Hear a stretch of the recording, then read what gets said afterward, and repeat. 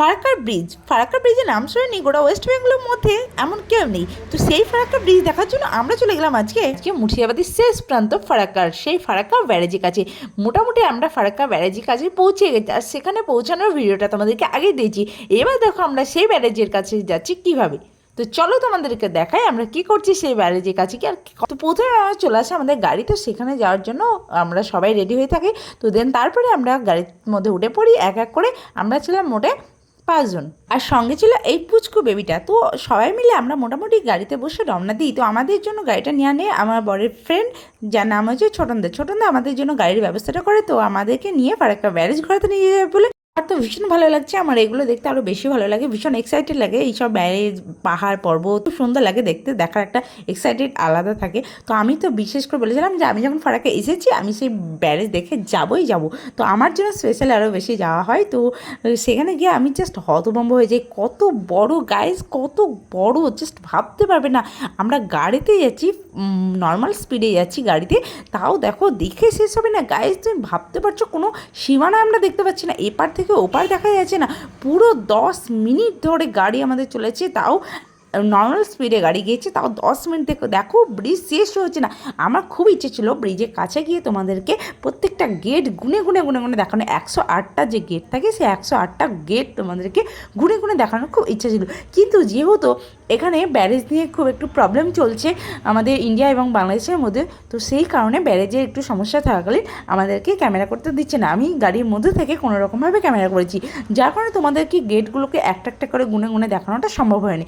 যদিও কোনো দিন সম্ভব হয় অবশ্যই আমি ওই ব্যারেজের কাছে আবার কোনো একদিন গিয়ে তোমাদেরকে একটা করে দেখাবো, আর আমিও নিজে দেখবো প্রত্যেকটা গেট কেমন হয়। তবে আমরা গিয়েছিলাম বর্ষার সময়, সেই সময় জলের চাপ, জলরাশি এতটা বেড়ে গিয়েছিল যে বলে বোঝানো যাবে না। যেহেতু অনেক দিন আগের ভিডিওটা হয়তো একটু লেট হচ্ছে, তার জন্য ক্ষমা চেয়ে নিচ্ছি সকলের কাছ থেকে, কারণ ভিডিওটা তখন ছাড়ার আমার সময় হয়ে ওঠেনি। তাই বলছি, বর্ষাকালে যাওয়ার জন্য জলের এত চাপ ছিল যে দেখে জাস্ট অবাক হয়ে যাবে। তোমাদের সঙ্গে বক করতে করতে কেবল আমরা এসে পৌঁছেছি ব্যারেজের এবার শেষ প্রান্তে। তোমরা দেখে বলো তাহলে, ভাবো যে কত বড় ছিল ব্যারেজটা, এ প্রান্ত থেকে ও প্রান্ত কোনো কিছু দেখা সম্ভব হচ্ছিল না। দেখো আমি তোমাদেরকে পুরো ভিডিওটা করে দেখিয়েছি, পুরো এ প্রান্ত থেকে ও প্রান্ত সমস্তটাই তোমাদেরকে দেখালাম। দেন তারপরে আমরা গাড়ি থেকে নেমে পড়ি ব্যারেজের ঠিক ওপারে হচ্ছে মালদা। সেই মালদার একটা ধাবাতে আমরা যাব বলে আমরা সেখানে নেমে পড়ি। বাট যে লোকেশনে আমরা নামি সেই লোকেশনটা ছিল জাস্ট ওয়াও। দেখো চারিদিকটা একবার, ভিউটা দেখো, জাস্ট ভিউটা দেখো। ধাবাটা এত সুন্দর একটা লোকেশনের মধ্যে ছিল, জাস্ট কল্পনা করা যায় না।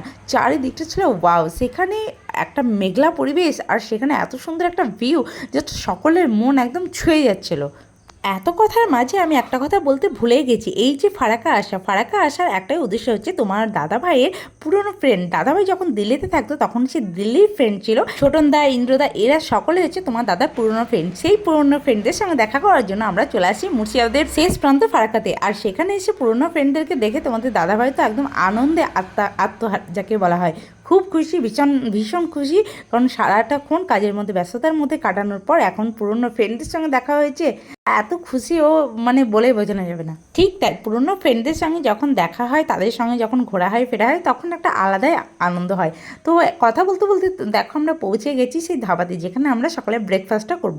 তো ব্রেকফাস্টটা আমাদেরকে ট্রিট দিয়েছিল ছোটনদা, মানে খুব সুন্দর একটা ব্রেকফাস্ট আমাদেরকে ট্রিট দিল সবার জন্য, খুব ভালো লাগলো। তার জন্য ছোটনদাকে জানিয়ে রাখি থ্যাংক ইউ সো মাচ ছোটনদা।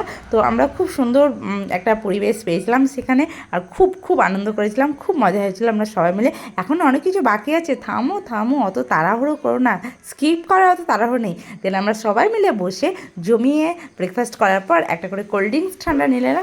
আর দেন তারপরে এখানে ছিল সেই বাচ্চাদের মন কাড়া জায়গা হচ্ছে দোলনা। শুধু বাচ্চাদের না, বড়োদেরও। আমি বড় হয়ে গেছি তাই বলে কি আমি দোলনা খেলতে পাবো না?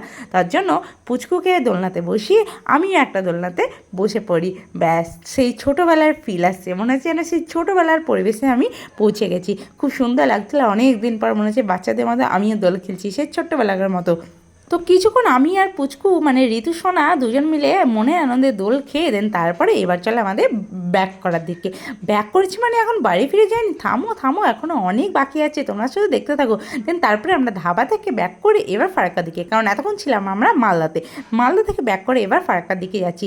ফারাক্কাতে পৌঁছানোর পরে এবার আমরা গাড়ি থেকে নেমে এবার বাইকে করে লং ড্রাইভে চলে যাই, একদম সেই এনজয় হচ্ছিল। NH-12 উপর দিয়ে যাচ্ছি আমরা। এতদিন আমরা NH-34 উপর দিয়ে বহুবার যাতায়াত করছি, বাট NH-12 উপর দিয়ে লং ড্রাইভে যাওয়ার একটা মজা আলাদা। আর লং ড্রাইভ বাইকে করে লং ড্রাইভে সেই মজা হয়, সেই এনজয় হয়। তো লং ড্রাইভ করতে করতে আমরা শুধু রাস্তা মাপছিলাম না, এর সঙ্গে যাচ্ছিলাম একটা বন্ধুর বাড়ি। বন্ধু বলতে একটু আগেই যে নাম করছিলাম সেই ছোটদার বাড়ি। এখানেই আমাদের ভিডিওটা আজকের মতো শেষ করছি। দেখা হচ্ছে নেক্সট ভিডিওতে। কেমন লাগলো অবশ্যই কমেন্ট করে যেও। Tata bye.